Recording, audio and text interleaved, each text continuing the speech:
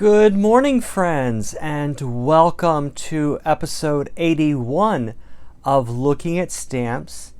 And this week we are going to be looking at authors, playwrights, and poets as a celebration of the Walt Whitman 3-ounce stamp that is due to be released on Friday, September the 12th.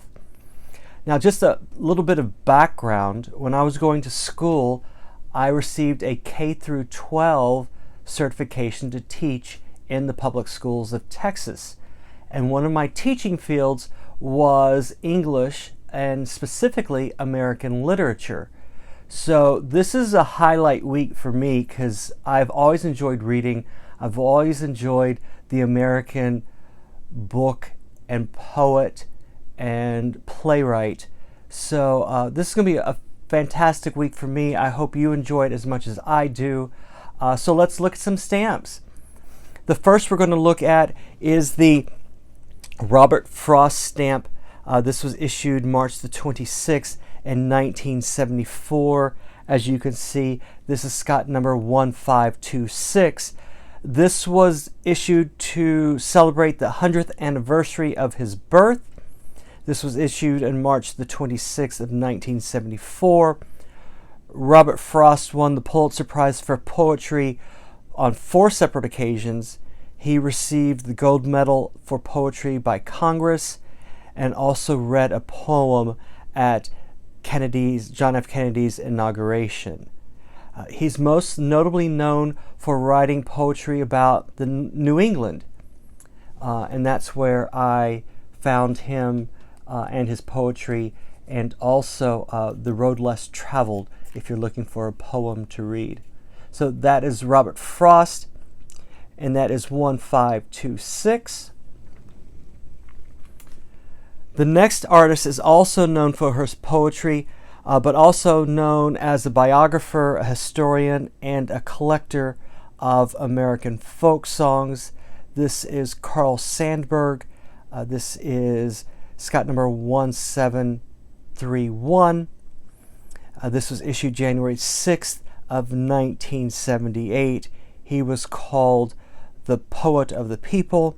He won the Pulitzer for poetry in 1918 and 1940, and he also won for the biography of Abraham Lincoln.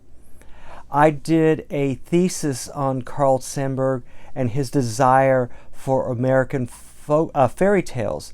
In the United States, we only knew of the European-style fairy tales, and he wrote a series of stories called the Rutabaga Stories and the Rutabaga Pigeons.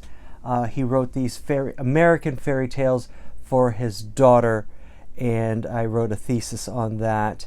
And so he's still one of my favorite word artists, so to speak, not just a poet, but also a short storyist and a folklorist as well.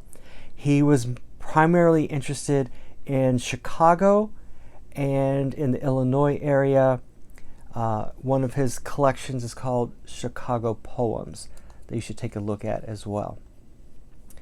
And finally, we're going to talk about John Steinbeck. This is the beginning of the literary arts series. This was started in 1979. This is the first within that series. In case you didn't know, John Steinbeck wrote The Grapes of Wrath and won the Pulitzer Prize for Fiction in 1940. He won the Nobel Prize for Literature in 1962 and was known for writing about the downtrodden of California, specifically Central California. Just many of his short stories have been converted into plays. Many of his books have been converted into movies as well. So that is John Steinbeck 1773, the beginning of the literary art series, which still continues to this day, of which the Walt Whitman will be the latest addition to that particular series. And that's all the time we have for today. I hope you have a great day. Bye bye.